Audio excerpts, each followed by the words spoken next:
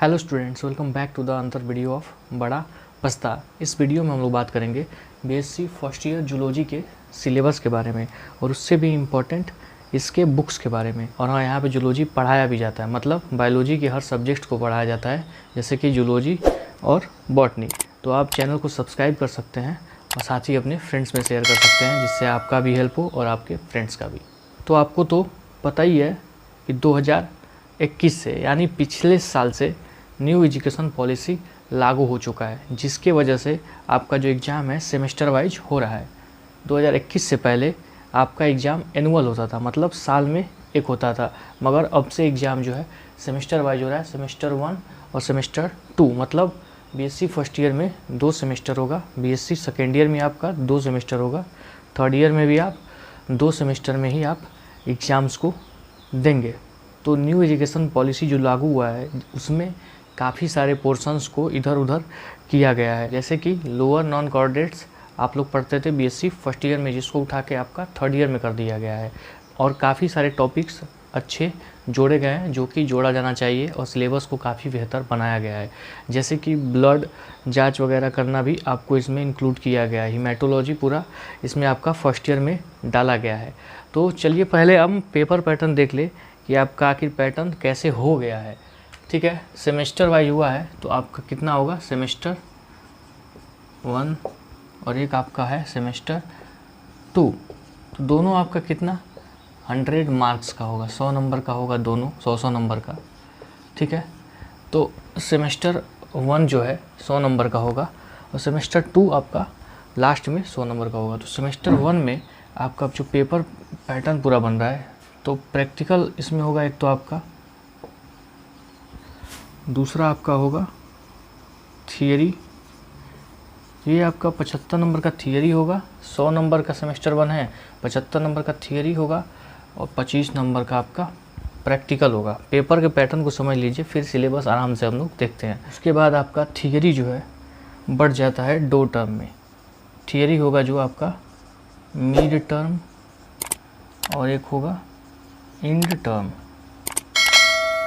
ठीक है, तो मिड टर्म आपका होगा 30 नंबर का और एंड टर्म होगा 45। ठीक, और ये जो एंड टर्म होगा ये पूरा एमसीक्यू आएगा।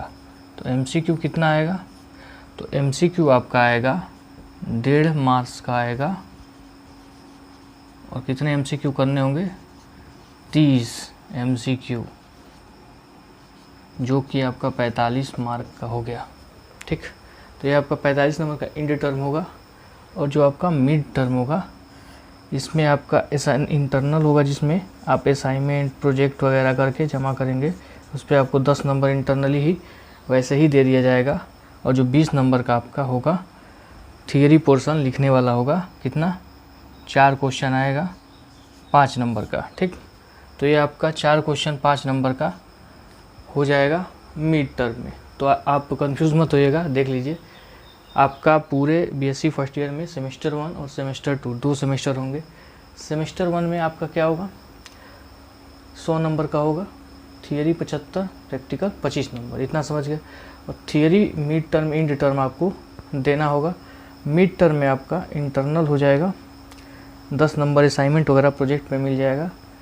और एक तो आपको मिड टर्म में देना होगा, 4 क्वेश्चन करने होंगे 5 नंबर के, जिसमें आपको 20 नंबर मिल जाएगा। तो ये 30 नंबर का हो गया। और 45 नंबर आपको एंड टर्म में एमसीक्यू करके मिलेगा, 1.5 नंबर का 30 एमसीक्यू करने से 45 मिल जाएगा सेमेस्टर 1 में।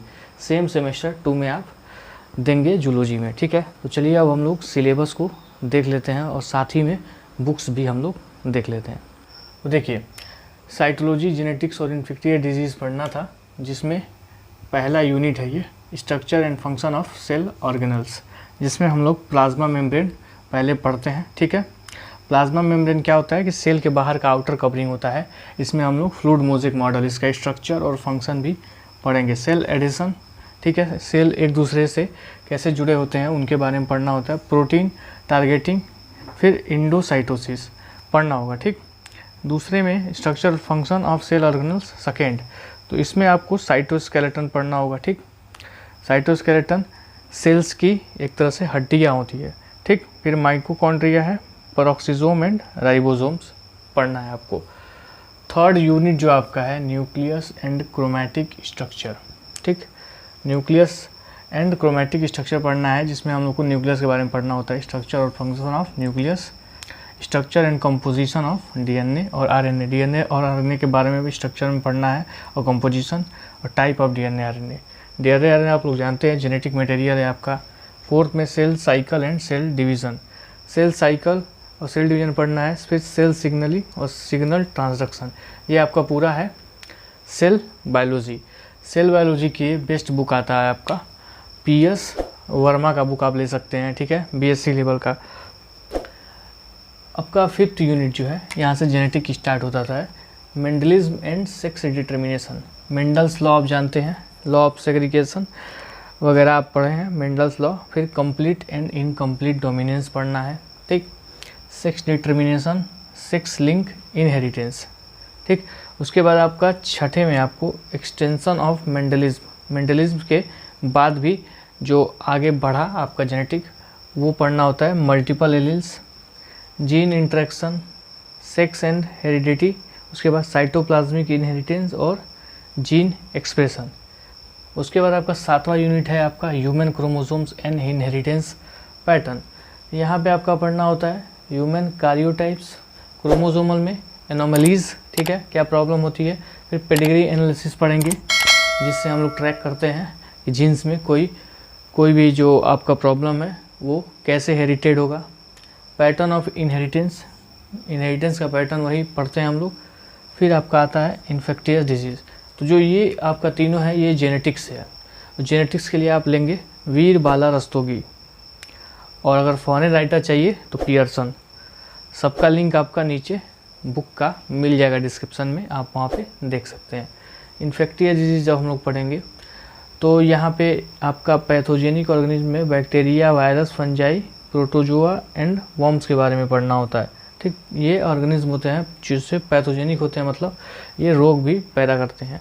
पैरासाइट में हम लोग पढ़ते हैं ट्रिपनोसोमा, जियार्डिया और वाउचेरिया।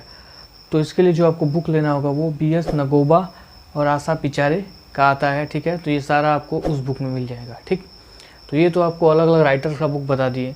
अब आपको कुछ सिंगल बुक लेना होगा तो कौन सा लेंगे, तो देखिए वीर बाला रस्तोगी जी ने एक सिंगल बुक भी निकाला है, साइटोलॉजी जेनेटिक और इन्फेक्टियस डिजीज। सेमेस्टर 1 है ये, तो सेमेस्टर 1 के लिए आपका एक सिंगल बुक भी निकाला गया है वीर बाला रस्तोगी का, तो वो आप ले सकते हैं। उसका भी लिंक आपको नीचे डिस्क्रिप्शन में मिल जाएगा। वो जैसे है ये इसी का पूरा डिटेल में दिया है, बहुत ही अच्छी बुक है। ठीक है, उससे आप पूरा पढ़ के जा सकते हैं नोट्स की तरह। तो चैनल को सब्सक्राइब करें और बेल आइकन को प्रेस करें, क्योंकि यहाँ पे आपको जूलॉजी और बायोलॉजी की सारी वीडियोस आपको यहाँ पे लेक्चर्स भी मिलेंगी। और अपने फ्रेंड्स में शेयर करें। मिलते हैं आपसे अगले वीडियो में, तब तक के लिए गुड बाय, टेक केयर।